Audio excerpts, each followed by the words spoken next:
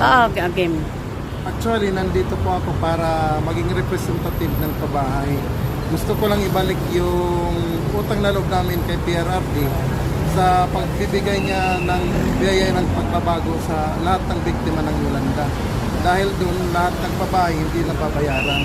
So napakalaking tulong ito para sa aming mga residente at recipient ng mga pabahay. Kaya andito po ako bilang kinatawan ng mga pabahay. So may darating pa po ba mamaya? May mga expected pa po kami mga representatives. Pinupull out ko na kasi tinatanggal na yung ano kasi nakiusap yung sa Robinson. So pinapatanggal ko na nga yung ano para hindi na maupuan.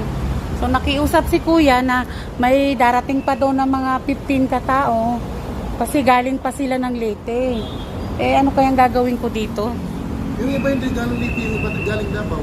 Ah, galing Davao. Mayroon naman galing Ormoc. Mayroon pa. Halo-halo ito eh. Kawawa naman. Pero sa Friday ano tayo? Yan nga. Marami. May marami pa kaming ano ngayong Friday sa Oh, sige.